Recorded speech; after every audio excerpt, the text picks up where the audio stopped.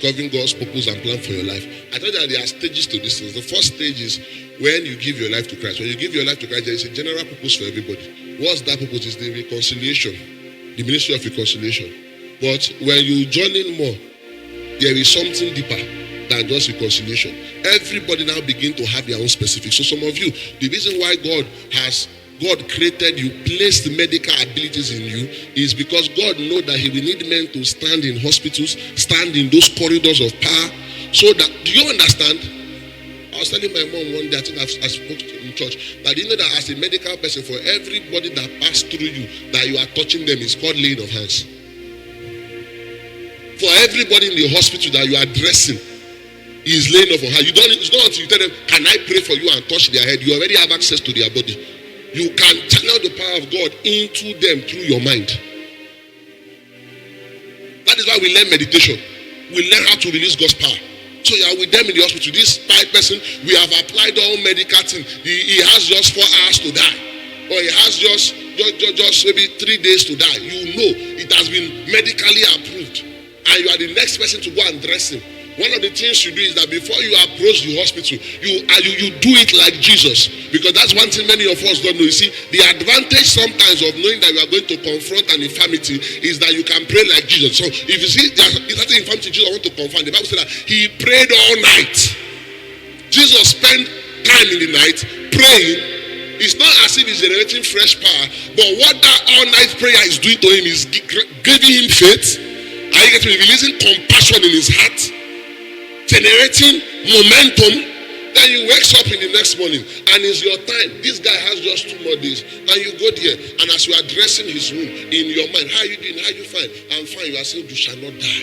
I release life upon your body. You are dressing him. I release life upon your body. And I release life upon your body. The first person you do it for may die, because you are learning, but you don't stop. Because the problem with many of you is that when you did the first one, the person died, second one died, third one died, you now feel it. No. What you don't understand is this. You see, because you are growing in these things. So sometimes as you are releasing it, you are not even convinced. But you do it the first one, the second one, the third one, the fourth one, to shock you. Maybe by the 7th one, by the time you just even touch the person can begin to scream. Life enters his body. And from the 7th person till you leave that hospital, nobody will die under your hands. Because the problem most times with medical people and those who does maybe prison evangelism and the rest, or those of you that you want to pray for the sick, is that you pray for the first person, nothing happened. You now feel that it does not matter. No, that's what Satan was. It's persistence that breaks resistance. Because first of all, the healing of that person is not dependent on the person, it's dependent on you. Sometimes there is an unbelief in your heart that needs to die, and the way unbelief will die in your heart is that you keep laying hands. You keep doing the opposite of what you should have done ordinarily. You lay hands on one, he dies, no problem. Lay hands on the second one, he dies, no problem. Lay on the third one, I'm telling you, it's a matter. Before you get to the 10th person, life will be released. We don't allow the experiences define our action. No, we ensure that our experience will conform to God's word. So God placed natural ability for medicine in you, and place you in that sector to ensure that if in a year 30 people ought to die from that hospital because you are there, only 10% probably will go, and before you know it, time will come, nobody will pass from that. Do you understand what I'm saying? The same thing in the business. There are many people that are passing through business failure. God will just be exalting your business, and they don't know why. Anytime we buy goods from you, we make profit. But if we buy from other people, we don't make profit. What is it about your own goods? It's the same indomie everybody is supplying. But why is your own? You now begin to tell the person that there is something else I do.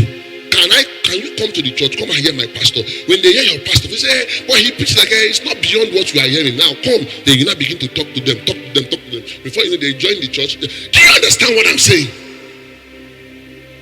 Because you are not just in the business place to make money, but you know there's an assignment for you there.